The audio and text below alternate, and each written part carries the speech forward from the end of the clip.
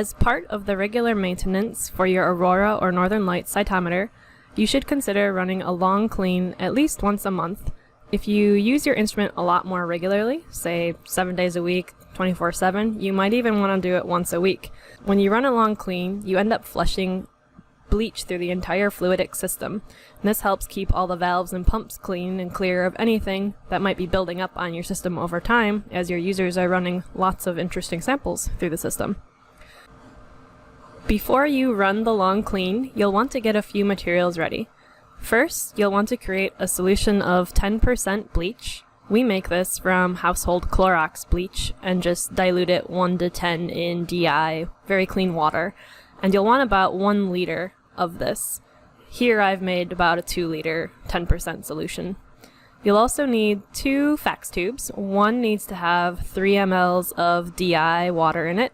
The other should have 3 mLs of 10% bleach. Last but not least, you're going to need the long, clean sheath bypass assembly shown here.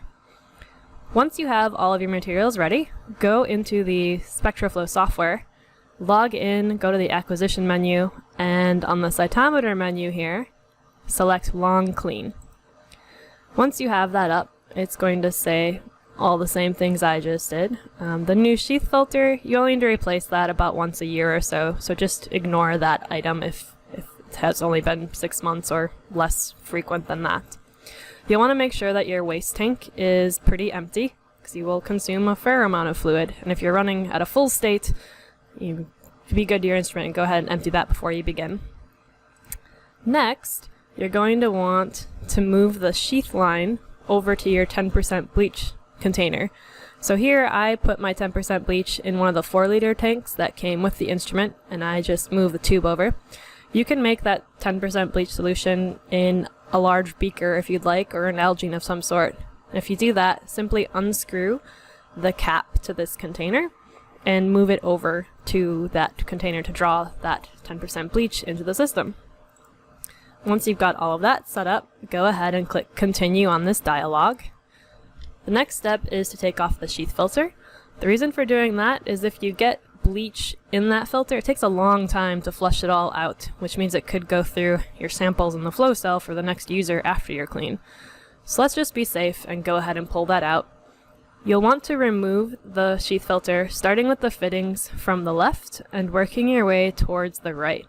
Reason for that being is there's fluid moving out of this far left one, and if we disconnect that one right away, we won't have any sheath drips in the Fluidics bucket. Once you're done with that, go ahead and click Continue.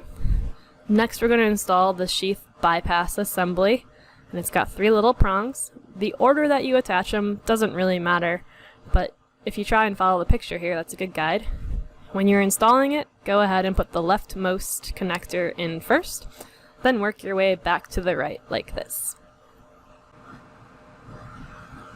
Once you've got the long, clean bypass assembly installed, go ahead and install your 10% bleach tube onto the cytometer.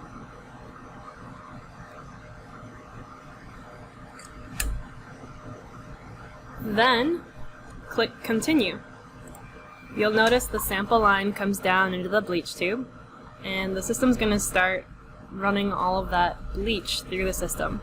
This will take about 6 minutes or so to flush the bleach through.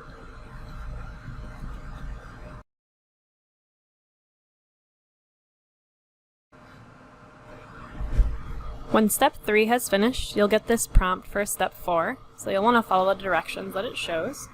So I'm going to unload my 10% bleach tube and change it out with a DI water tube. Then once I've done that, I'm going to go down to my sheath tanks and move the sheath's intake over from my bleach container back to my main sheath box. Once that's all in place, go ahead and click Continue and wait another 12 minutes for sheath to flush through the system twice.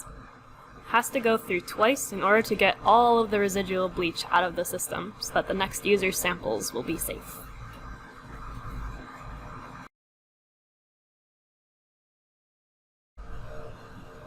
Once step 4 has completed, the last dialog box will appear, step 5 of 5. For this one, let's go back to the instrument, and we should remove that long, clean bypass tubing assembly from the system. Remove that bypass assembly by this time starting at the right and working your way to the left. Once the assembly is removed, grab your sheath filter, and you're going to install that starting at the left and working your way back towards the right. Once the sheath filter is in place, go back to SpectraFlow and click the Continue button. It's going to run a purge filter to remove bubbles from the sheath filter you just reinstalled. Once it's over, you'll get a dialog box saying that you are finished. You can click Done and feel free to go run a Fluidics Shutdown if you want to shut off your cytometer, or you can keep it on and let users continue to use it.